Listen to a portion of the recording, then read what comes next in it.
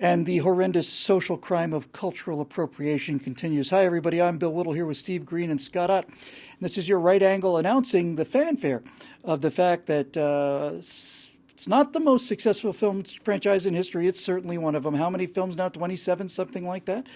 All of you out there who are fans of James Bond will be just delighted to know that the next James Bond, or the next 007, will not be Dennis Craig or Daniel Craig. Daniel Craig either. Or they're not bringing George Lazenby back. In fact, they're not bringing any men at all. The new James Bond is going to be a woman. She probably won't be named James Bond. She'll probably just be called 007. But as far as we know, the James Bond franchise to go, it's going to be run by a woman for a while. It's going to be her with the pistol. Steve, let's start with you. I'm not going to wager on how much money this film is going to lose. We know it's going to lose a ton, and we know why it's going to lose a ton. It's going to lose a ton for the same reason that Ghostbusters lost a ton. The female Ghostbusters. And all the rest of it. That's what I meant, yes. The other one was quite a big success, as I recall. I've noticed, having paid close attention to the pop culture, that especially over the last 3 or 4 years with Star Wars, The Last Jedi, and in all of the video games that have been released for the last 2 or 3 years, all of the new shows on television, all of the trailers everywhere. Just look at whatever's coming out. The lesson that we will learn in America that our social and intellectual superiors have decided is important for us is that women are not only as kick-ass warriors as men are, but even more so. And that's why they're going to give us this James Bond thing. And it's not going to work because people just don't buy it.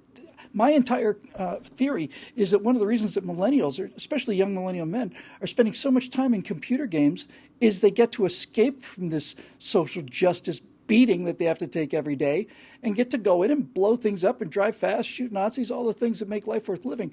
And I just don't think it's going to work. And they're going to cry misogyny the same way they did when all of these other attempts to make us buy what we're supposed to believe didn't work. And what do you think about the likelihood of success for this upcoming series? Well, first, let me say audiences love a really good girl power movie. Bill, what is your favorite movie of all time? I know the answer. Aliens. Aliens, that's right. Sigourney Weaver kicking alien ass. Absolutely. Finding her inner strength. It's one of the best action Ellen movies Ripley is of all time. a great character. And that was the sequel to one of the best sci-fi horror movies of all time, Alien. Absolutely. Without weapons, she uses her wits to find a way to defeat this unstoppable alien. So much for the misogyny. The first 2 Terminator movies were girl power movies. It's Sarah Connor, this 20-year-old waitress, having to find a way to save the future by beating an unstoppable cyborg from the 21st century. We love a good girl power movie. But one thing that Sarah Connor, oh, by the way, I think the new Terminator trailer, they're ignoring everything but the first 2 movies in this new Terminator movie. So Sarah Connor is back. Linda Hamilton looks fabulous. I think maybe this is going to be a good movie. I hope so. Anyway, I'm really rooting for this one to be good. It'll take some of the bad taste of the Star Wars redos out of my mouth here. That said, what's plaguing James Bond? This is not the way to save James Bond. My wife and I are huge fans of the franchise. Twice now, we've sat down on the sofa over a couple of summers and watched every single Bond movie in order, including the unofficial Sean Connery Never Say Never Again that came out the same year as Octopussy, which was just not a good movie. You put Bond in clown face makeup for the last act, and what the hell are you trying to tell audiences, right? Anyway, back to the point. I'm establishing my Bond fan bona fides here. Daniel Craig, they had a great idea. Bond is not a character that really needed an origin story because he was an archetype. He was so well established. But the franchise needed saving, so they stripped Bond down to the basics. The opening moments of Casino Royale were Bond getting his 00 designation. He wasn't yet the guy with M as his boss. He wasn't the guy with the car or any of this stuff. And they spent the first 3 movies with Daniel Craig establishing James Bond, making him out of scratch. And I love Casino Royale for that. I just adored that movie. The middle movie, I can't remember the name of it off the top of my head, was a bit of Quantum of Solace. Thank you, Quantum of Solace. There was a writer's strike. They never finished the script, and it shows. It was a weak entry. They did what they could. They nailed it with Skyfall. It's one of the best Fantastic Bond movies. Film. Yeah, absolutely. Absolutely. At the end of that movie, when Bond walks into that plush office that is M's after flirting with Moneypenny, you're just like, I am so ready for the next movie because they have made him Bond and they took their sweet time doing it. You love the process. You loved it. And then it all fell apart with Spectre, which was lazy and awful. I mean, turning Blofeld into the twin brother bad guy was just, the less said about it, the better. So they were on this great path, and they pissed it away with a lazy, awful movie. You don't save the franchise by saying, okay, we're just going to slap the numbers you love on a new character. You do it by getting back to the heart of why people love the character, and they're not going to do that. That, not misogyny, is why this new 007 is going to fail. Right. And one of the things I forgot to mention in the setup is, and I think this is probably the closest analogy to this, is that when they decided to bring back Doctor Who, they made the 13th incarnation of Doctor Who, made it into a woman, which may or may not have worked.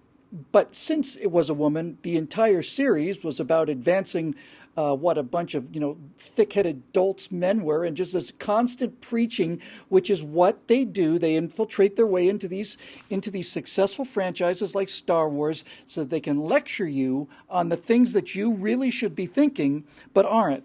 Now, Scott, I have some pretty decent bona fides on this James Bond thing myself, and I agree with Steve completely. When they went to the Daniel Craig movie, when they went to Casino Royale, they did the only thing they could have done with that franchise, and I'm setting you up for something here. If you've got Roger Moore in an orbiting space station with space lasers blowing up, entire capitals, where do you go from there? There's nowhere to go. It's like having somebody walk on stage, a diva walk on stage in an opera, hit the top note that she's got, and that's it. You just got to stay there.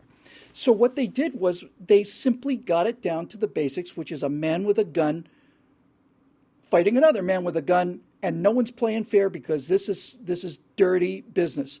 So here's my point, and I think Steve will back me up on this.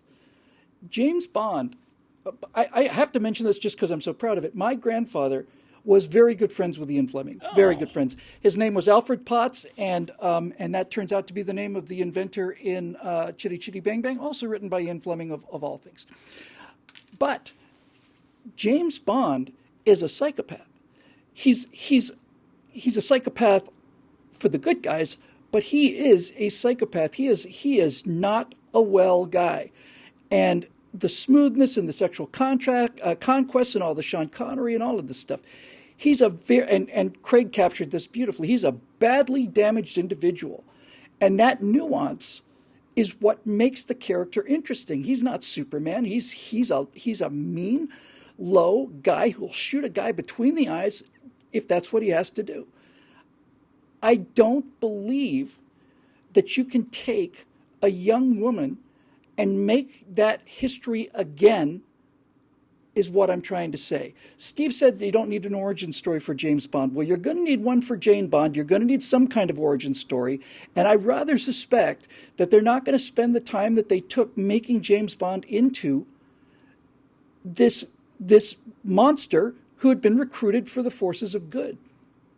It's always fascinated me the difference between television and movies. Matt Dillon can be the sheriff of a small town that has almost nobody living in it for 29 years on television week after week. But for some reason, it's really would be really hard to maintain a Gunsmoke movie series past about 2 or 3 movies.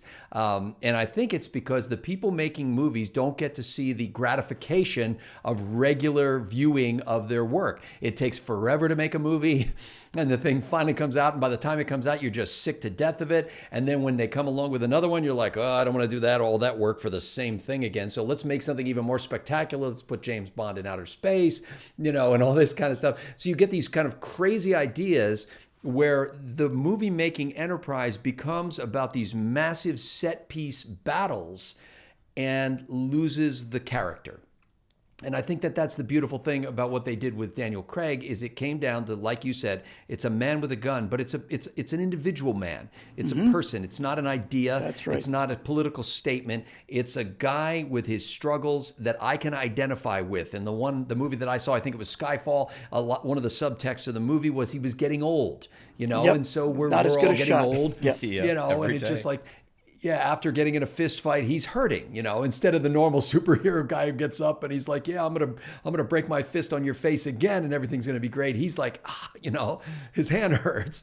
And I think where they can succeed with this 007 female version is if they realize that they are not heir to the James Bond legacy.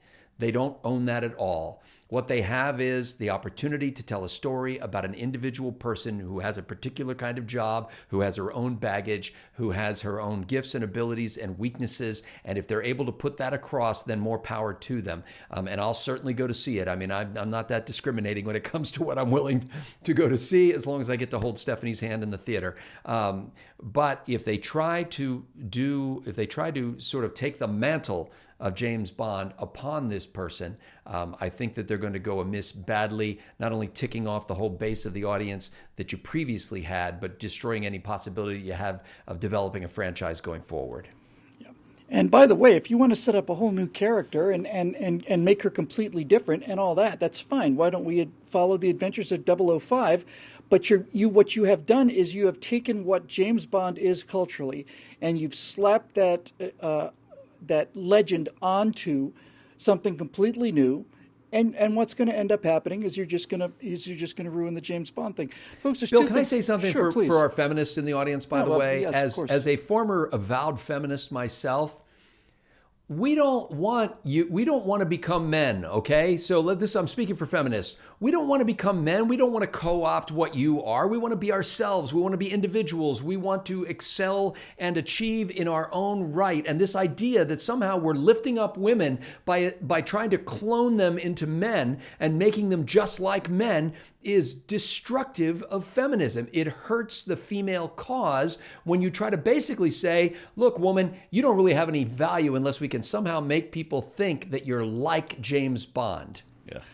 Good well, point. Scotty, I beg to disagree. Obviously, if a 5'4" woman like Scarlett Johansson can't beat the living daylights out of 7 or 8 200-pound linebackers in body armor, then all of magical thinking goes out the window. And if magical thinking goes out the window, there goes your free college and your transgender athletes and all the rest of it. So these things are all related. Look, there's a couple things to say about this. One of them is, no matter how hard you try, you cannot beat the biology out of people. I'm utterly convinced that young millennials are playing video games because it gives them a place where they can act like conservatives. But if you think that you can take a typical James Bond moment and have a woman driving a car, leaning out the window and shooting left-handed with a pistol, as a good-looking man cowers in the front seat, no, it's not going to work. And it's not going to work because even the social justice warriors, these radical feminists with their pink hair and all this piercings and stuff, even they don't have any respect for these soy boy man babies that are these kind of passive hangers on to their movement.